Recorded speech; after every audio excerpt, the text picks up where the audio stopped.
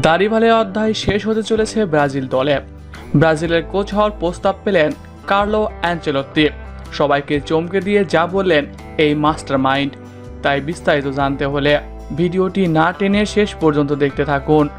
আর আপনি যদি আমাদের চ্যানেলে নতুন হয়ে থাকেন তাহলে এখনই সাবস্ক্রাইব করে রাখুন। আর ইতিমধ্যে সাবস্ক্রাইব করে থাকলে আপনাকে অসংখ্য ধন্যবাদ। নিজেদের খারাপ সময় যেন কাটছেই না ব্রাজিলের।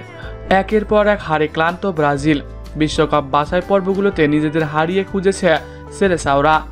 ইকুয়েডরের সাথে নিজেদের ঘরের মাঠে কোনো রকমে জিতে আসতে পারলেও ফিফা র্যাঙ্কিংয়ে 60 নম্বরে থাকা হেরে বসে ব্রাজিল।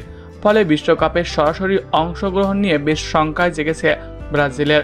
তবে আগামী মাসে 2টি বিশ্বকাপের ম্যাচ রয়েছে, সেই 2 ম্যাচেই ফোকাস এখন ব্রাজিলের। তবে ব্রাজিলের হেড কোচ দাড়িভালকে দল থেকে বহিষ্কারের দাবি উঠেছে ইতিমধ্যেই। এই নিয়ে ভাবছে ব্রাজিল ফুটবল ফেডারেশন।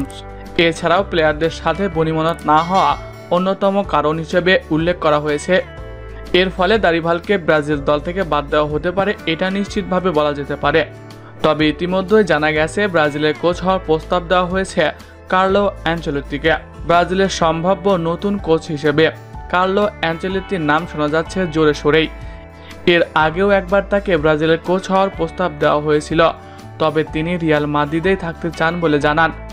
তবে গতকাল ব্রাজিলের বেশ কিছু ফুটবলারকে নিয়ে অ্যানচেলত্তি বলেন, ব্রাজিল দলে অনেক খেলোয়াড় রিয়াল মাদ্রিদে আছেন, তাদের সাথে আমার সম্পর্কও খুব ভালো।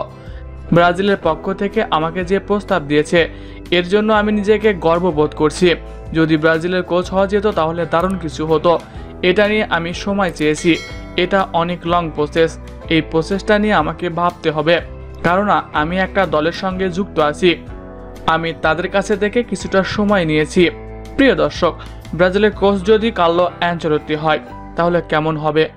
কমেন্ট করে জানাতে পারেন আপনি আপনার মতামত। এছাড়াও খেলাধুলার সকল আপডেট সবার আগে পেতে হলে আমাদের চ্যানেলটি সাবস্ক্রাইব করতে ভুলবেন না। ধন্যবাদ সবাইকে।